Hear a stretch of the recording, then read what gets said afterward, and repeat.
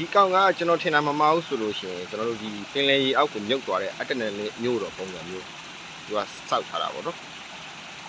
အားလုံးပဲမင်္ဂလာပါဒီနေ့မှာတော့စင်ကာပူမှာရှိတဲ့အရန်ထူးဆန်းတဲ့တောင်ကုန်းလေးတစ်ခုနဲ့ကျွန်တော်မိတ်ဆက်ပေးမှာပေါ့နော်ဒီကောင်လေးကဘယ်လောက်ထူးဆန်းလဲဆိုသူ့ရဲ့တမိုင်းကြောင်းတွေကလည်းစိတ်ဝင်စားဖို့ကောင်းပါတယ်သူ့ရဲ့နာမည်လေးကတော့ Fort Canning Park လို့ခေါ်ပါတယ်သူကဘယ်မှာတည်ရှိလဲဆိုတော့ဒီ Clarke MRT Station မှာတည်ရှိတာပေါ့နော်မနေ့ကတင်ပေးခဲ့တဲ့ကျွန်တော်တို့ဒီ Instagram မှာနာမည်ကြီးနေဆိုတဲ့နေရာလေးကလည်းဒီမှာပဲတည်ရှိတာဖြစ်ပါတယ်ဒီတောင်ကုန်းလေးကအကျေအဖြစ်တော်တော်ကျယ်ပြီးတော့ပေါ့နော်ကျွန်တော်တို့ကသွားလဲမယ်ဆိုတော့တနေ့ကုန်အချိန်ယူပြီးသွားလဲတင်ပါတယ်ဒီမှာကလေပတ်စရာနေရာတွေအများကြီးရှိတယ်လို့နောက်တစ်ခုအနေနဲ့တပ်ပုံရိုက်လို့ကောင်းတဲ့နေရာတွေလည်းအများကြီးရှိရပေါ့နော်ထူးထူးဆန်းဆန်းနေရာတွေလည်းအများကြီးရှိပါတယ်ဒီကောင်လေးကိုသွားဖို့အတွက်နီးလန်းကတော့နှစ်ခုရှိပါတယ်ပထမဆုံးနီးလန်းအနေနဲ့ကတော့ကျွန်တော်တို့က Clarke MRT Station ကနေသွားမှာဖြစ်တယ်ပေါ့နော်နောက်တစ်ခုကတော့ Dhoby Ghat MRT Station မှာ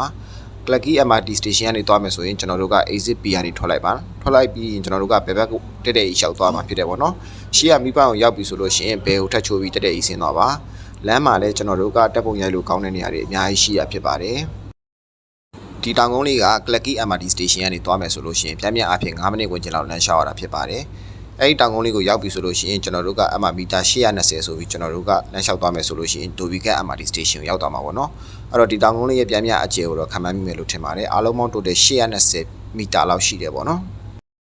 ဒီကောင်လေးကတော့ Clarke MRT Station ကနေသွားထားတာဖြစ်တဲ့အတွက်ဒီမှာလမ်းမှာမြင်ရမယ့်မြင်ကွင်းမျိုးတွေကိုကျွန်တော်ရိုက်ပြပေးထားတာပေါ့နော်အဲ့မှာတရားလေးလည်းရှိပါတယ်ပြီးပြီဆိုလို့ရှိရင်ကျွန်တော်တို့ကဒီနားမှာလည်းလှေစိတ်တစ်ခုရှိတယ်ပေါ့နော်ဒီကတော့ကျွန်တော်တေချာတော့မသိပါဘူးနောက်ကျရင်ကျွန်တော်စုံစမ်းပြီးတင်ပေးပါမယ်ပေါ့နော်မနေ့ကဗီဒီယိုဖိုင်မှာတင်ပေးထားတဲ့ဒီ Tree Junior ဆိုတဲ့ဥစ္စာလေးကတော့ဒီ Dhoby Ghat MRT Station ကနေသွားရင်ပို့ပြီးတော့နေတာပေါ့နော်မနေ့ကကျွန်တော်ကဒီ Clarke MRT Station ကနေ10မီလမ်းလျှောက်ခဲ့တာဖြစ်တဲ့အတွက်မီတာ820လောက်ကျွန်တော်လမ်းလျှောက်သွားခဲ့ရတာပေါ့နော်ဒီ Clarke MRT Station ကခရမ်းအောင်လိုင်းထဲမှာရှိတာဖြစ်ပါတယ်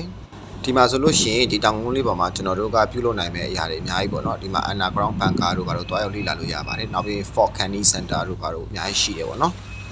အဲ့တော့ဒီနေ့မှာကတော့ကျွန်တော်ကဒီကိုဘယ်လိုသွားရတယ်ဆိုတဲ့အကြောင်းရင်းကိုပြောပြပြီးတော့ဒီမှာထူးခြားတဲ့အရာလေးကျွန်တော်တွေ့တာကိုရိုက်ပြခဲ့တာပါနောက်နေ့မှာတော့ကျွန်တော်ကဒီတောင်ကုန်းလေးနဲ့ပတ်သက်တဲ့တမိုင်းကြောင်းကိုကျွန်တော်ပြောပြပေးမှာမို့လို့နောက်နေ့ကျလို့ရှိရင်ကျွန်တော်ရဲ့ဗီဒီယိုလေးကိုစောင့်ပြီးကြည့်ပေးကြပါဦး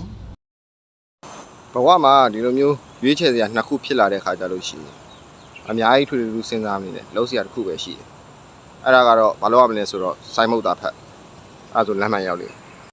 ဒီကတော့ကျွန်တော်ကတော့အမှတ်မထင်ရောက်ဖြစ်ခဲ့တာပေါ့နော်ကျွန်တော်ကသွားတဲ့နေရာတနေရာရောက်လာတာဒီနေရာလေးကိုရောက်လာခဲ့တာပါဒီနေရာလေးကဘာနဲ့တူလဲဆိုတော့ကျွန်တော်ဇကားတွေထဲမှာပါတဲ့ရေရောက်ကိုမြုပ်သွားတဲ့အတက်နယ်မျိုးတော့ပေါ့နော်အဲ့ဒီမျိုးတော့ ਨੇ သူကပုံစံတူလေးစောက်ထားတာပေါ့နော်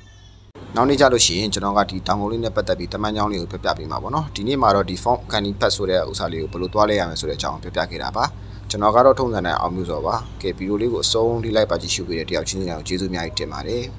အားလုံးပဲနောက်ဗီဒီယိုလေးမှာတွေ့ကြမယ်နော်